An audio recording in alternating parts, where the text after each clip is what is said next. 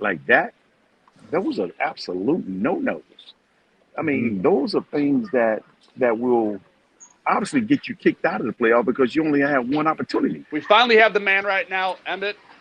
I love you, my man. You ready What's for this up, final? Jess? What's up? Ready for this final week? You ready for it, baby? Yes, sir. Yes, sir. I'm ready. Are you ready? Hey, I'm ready. Can I ask you something though, and then we'll get to the fans. So we're looking into this final week. Dallas can win the NFC East title. Does that NFC East title Right? really mean anything? Because we saw what happened last time, and I know that this Yes, this Cowboys team and Jerry Jones definitely has high expectations of Super Bowl or bust. it does.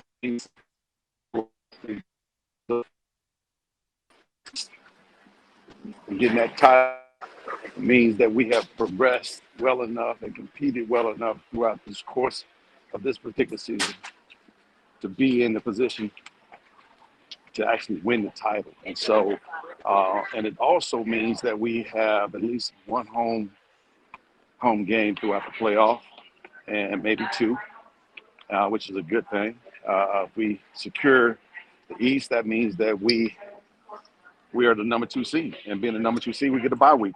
Bye week is important to allow guys to heal up and to get guys back on the football field and to rest. So it's a big deal. Perfect, perfect. All right, like I said, folks, we're gonna be rolling with fans. Obviously, Emmett's on a tight schedule. He's walking through the airport right now. Busy man, busy man. That's what we love to see, though. So Bright Eyes, you're up first. Oh, Emmett, so what did it mean to you personally to finally see Jimmy Johnson be inducted into the Cowboys Ring of Honor? I was unable to be Uh, at that game, and I felt all of the emotion. And I tell you, when he said, "How about them Cowboys?" I thought I was going to lose it when I saw you. you know, it was such a great feeling to do that and to see Jimmy go in was even better because I believe he definitely earned it, and he's definitely worthy of that honor. And for me, um, I felt like the Ring of Honor was not complete without Jimmy being in it. And so um, I think that having him there um, just it meant the world to me. And so for him to go in and to be in with Troy, Michael, myself, and some of the guys that he coached, Mhm. it represented everything that and all the success that we had throughout the 90s. And now I feel like everything was complete. And so I'm You feel like happy. you He's feel like the happy. curse was lifted? Well, no doubt. I think a lot of things were hovering over the Cowboys' head for many years because of some of that.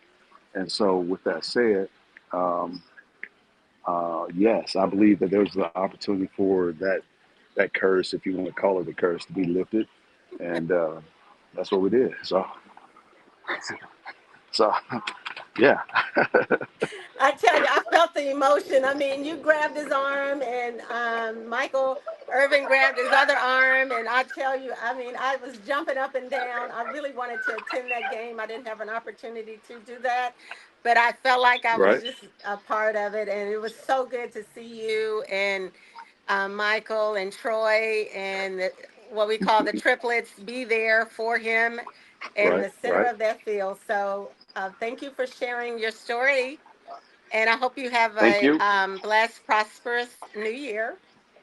You too. Now, obviously, we got Jimmy Johnson. He's probably number one on the list. But who do you want to see in the Ring of Honor next? Player, coach, doesn't matter. Um, you know, it is such a special honor. At this point, I mean, from my team, the only one that's not even in the Ring of Honor could be a number of players that have not had the opportunity to do such. And so um, it could be anybody that Jerry see fit to be there. And so I'm not going to just pick out just one player or two players because I feel like I'll be leaving somebody off. And that's just not what I should be doing. So, but it's an honor that anybody if they're blessed to have bestowed upon them, is I was one gonna say, that's I don't want to put you on the spot or anything like that because I know there's a lot of names, my man. I know there's a lot of names. right. So I didn't mean to put you on the spot there, but yeah, I can imagine it's definitely a great honor. But we're gonna Too keep too on rolling many with. too many great players. I Too can many great players. imagine. Yeah. All right. Up next, Emmitt Smith. Emmitt Smith, take it away. Good morning. Hey, so you didn't mess up Jimmy's hair. You just I tried to know. tackle. I told Michael. I said, should I mess his hair up again? And Michael said, no, you too big for that. You too grown for that. So I didn't do it. I should have did it anyway. Just should have did it just on GP purposes. Yeah, we can't just regret anything, but yeah, you should have messed up his hair. I'm excited for that one. Um, But well, I didn't want to be about me messing up his hair. It was about Jimmy, but it would have been a fitting moment. 100%. He definitely deserved it. Is there a specific stadium or place that you did play that you, besides Dallas Stadium, that was your favorite to play that you actually enjoyed going to play at? Oh yeah. I love going to DC and playing in DC. I love going to Arizona and playing in Arizona. Those were like two of my favorite places to play. You like playing at Arizona or with Arizona in the stadium as a home? No, at Arizona. At Arizona over in Tempe, playing in Arizona State Stadium back in the day when they played over there. Going to DC, I love playing in RFK. I played in RFK my first few years there before they built the new stadium over in Landover. But I've always enjoyed going up to DC and playing in DC. Because you wanted to beat them. Say that one more time. Because you wanted to beat them at their own field. Oh, no doubt, no doubt. I mean, especially when it came down to playing against the Commanders or then the Redskins. I wanted to dominate them all the way through. Absolutely. You want to ask me about Christmas? How's Christmas? Oh, Christmas was great, man. How was your Christmas, bro? Good. Did you get everything you wanted? Did you get everything you wanted? Yep. It was good. It was good. Awesome. All right. Well, All God right, bless you, you sir. guys We'll be talk to good. you soon. Have a wonderful and Yeah, happy New Year, sir. yeah. Same to you guys. Obviously, the pieces are firing right now. You got Dak, CeeDee, Tony, Jake Ferguson. Even he's tearing it up as a tight end. On the defensive side, it's looking good. But if you had to pick one factor, what's going to be the X factor for the Cowboys to have success this postseason and make a run at that Super Bowl? If I had to pick one factor, Yep. I think the major factor for the Dallas Cowboys to win this during the postseason is to be able to run the rock and be able to finish games. I mean, running the rock is the way you finish games. And I don't like the way that we ended our last game against the Lions. I felt that McCarthy got beside himself. And to me, I think the pressure kind of got to him. And I don't know why I say pressure because he's been in these type of situations before. He should have known game type situations. And there's 3 minute offense, 4 minute offense, 6 minute offense. And you have to run the clock out because the clock is your friend. When you know those kind of things, you cannot afford to make damn bonehead damn mistakes like he did. And as a head coach, that is a no no. I mean, players are going to make mistakes, and players have to overcome coaching at times. But a coach should not be putting his players in a position to where they have to save his behind for making bonehead decisions. But then how frustrating is that as a player? Because this guy has won a Super Bowl. He's been to the big game. He's been to these big time moments. And if he's still doing that after how many years, I mean, that's got to be frustrating as not only a player, but as a fan as well. And someone like yourself. Well, for me as a player, I'm completely frustrated because I expect people that are supposed to be people that are in position to know these things to actually know it. And so even Dak, for example, Dak should have known down and distance and situational football. Everybody should know situational football. That ball, there's no way in the hell that ball should have been in the air or even throw something incomplete. You should either hold on to it, take the sack, and allow the clock to continue to run and force the opposing team to burn out their timeouts. And And to put our team in a situation like that to where we're jeopardizing our opportunity to win at home like that, those are absolute no-nos. I Mhm. mean, those are things that will obviously get you kicked out of the playoff because you only have one opportunity. And when you're giving the opposing team a chance to drive back down, score a touchdown, and even go for two that late in the game, that's just it was completely uncalled for. Yep. And that's the part that worries me the most about our football team being in the playoff is number one, mistakes, two, penalties, three, McCarthy doing what he did that late in the game and not closing out the game the way it needs to be closed out. Players are going to make mistakes. You're going to make mistakes in games. You're going to get penalties. You may have a false start here and there, but you can eliminate some of those things. But when it comes down to, I don't care how poorly you play, but you play well enough to get to the position to where you can close out the game, and then you turn around and make another mistake like that? Come on. There's only so many mistakes in the game that there's only so many mistakes. Trust me, count every football in every football game. You look at least four big plays that's going to take place in the game, and I call big plays. Big plays such as a bomb for a touchdown, or turning the ball over, et cetera, et cetera. Those or big run or something like that. Big is supposed to play four times a game. You count them every game. I promise you, somebody whoever make the most is going to win that game. And you can call it turnover is a big play. Now, if we throw an interception, that's a big play for the other team. If they throw an interception, it's a big play for us. So it's neutral. Yep. You understand what I'm saying? No, I But definitely get it. think about the Pittsburgh game yesterday against the Ravens. Yep. The big explosive play to catch for about 70 yards for a touchdown, the turnovers that they got from the fumbles, and therefore Pittsburgh wins the game. Yeah. I don't Keeping their care. season I don't alive. care. Yeah, keeping the season alive. I don't even care if Baltimore played with backup players. You Yeah. turn the ball over that many times and give up that kind of stuff, you're gonna lose. But Baltimore was in the game. But the turnovers and the big play hurt Baltimore. Those things alone. Yeah. Well, I'm going to be interested to see, man, this playoff run for Dallas. Let's see if they can finally string something together and get it rolling a little bit. And speaking about getting rolling, we're just going to keep on going with the fans right now. Go Whisper out in Tucson. Take it away. Happy New Year to you guys as well, bro. How you doing, man? I'm doing Salute. great, man. I'm just I making was sure I'm at the right gate. oh, fly.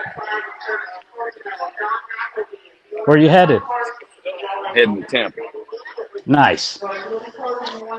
Well, as you know, there's a lot of entertaining this year. It's fine. Uh, with that, what were your top two controversial penalty calls during your career, and how did they affect the games? Say that one more time. What were the top two most controversial penalty calls during your career, and how did it affect the game? Okay. The most controversial calls, penalty calls that affected the game. Um, it's kind of hard to say penalty calls that affected our game. I mean, there was a game we played against Detroit one Monday night.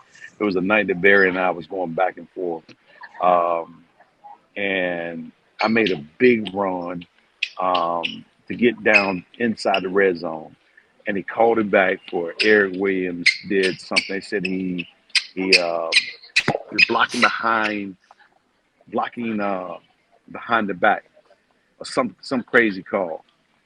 Anyway, they called it back, and I think two plays later, either we end up turning the ball over or we end up missing a field goal, and it cost us either 7 points, potentially 7 points, and even 3 points because of what happened. So turnovers and penalties can alter a game quickly. It can change momentum, and that's why certain things are need to be players need to be cognitive of what they're doing, be very locked in and ready to go for four quarters, especially throughout the playoffs. You cannot afford to be playing the game haphazardly as you would during the regular season. And so, therefore, during the regular season, I look at the regular season as an opportunity to work towards perfection. And as you get into these games, a lot of those mistakes should be eliminated. And if the Cowboys have not done that, knowing when to let go, knowing when to, it's gonna rear its head in the playoff as well. Absolutely. Well, in this day and age, I'm surprised they just don't go to, where is it, New York, where the officiating committee is, and just, kind of look at these plays closely and faster than the officiators can get to it. Sometimes they take 5 minutes to get the wrong call. Yeah, yeah. Sometimes they do. They got cameras everywhere now, so it's Yeah. not like they cannot get the information.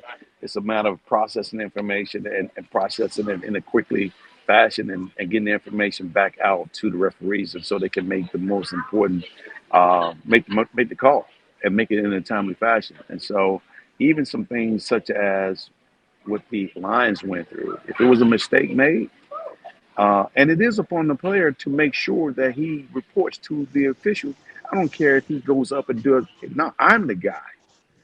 It is his responsibility, not some other player to tell him this guy here is reporting. You need to go Yeah. to the official yourself and make it clear that I'm reporting. I'm not this dude. Because if I say to the official he's reporting, he could be looking at one or two guys, and it could be three guys in the generalized area. Who the hell is he? Thank you, Lou. We really do appreciate that. Emmitt, obviously, we were very conscious of your time as well. So we're going to have one more user. David. David actually jumped the queue. So, David, take it away. What's up, David? They Good got morning, you man. How right you doing? here. Okay. Um, so we got a question, and actually, I gotta read it. So did you make a New Year's resolution this year? And was there any in the past that you accomplished that you felt so good about it? And if so, what was it? You know what? I have not made a New Year's resolution. I haven't. And no, I haven't. But most of my resolutions or most of my New Year um, goals and so forth are things that I carried over from that are carrying over from 2023. Things that I want to complete that I wasn't able to finish in 2023 that I need to complete and have done before this first quarter is over with. And then for me, um, there's some personal things that I want to see done and have behind me before this year's over with. And they're personal things that I'm not going to discuss over notable, Yeah, no worries. but no, but yeah, I have yet to really think about a New Year's resolution, especially when I just want to be a consistent person, want to continue to improve on a daily basis. Yeah, and that's all that matters. Yeah, yeah. At the end Hey, of the day, being happy is something that I want to have in my life too, and have peace is something I want to have in my life. I want to get some of the stressful things off the table, and and enjoy myself a little bit more than what I have been able to do in the past. yeah. Hey, well, I do want to say thank you for your time, and have a happy New Year, and God bless, and have a blessed Sunday You too. too. Emmitt, obviously, I know that you're very very busy right now. Do you have time for one more, or should we just go to Yes, I do. selfies? All right, No, Charles. I have time. Charles, you're the last one. Charles, take it away. Hey, Emmett. Happy New Year. Happy New Year, Charles. How you doing? Hey, I seen you struggling with Jimmy Johnson's jacket. What was it like trying to help him get his jacket on for the induction? No, he couldn't get his arm up high enough to get it into the hole that way he had to slide down. But it was cool. It was cool. It was fun to be around Jimmy. It was fun, just to be around my former teammates and all.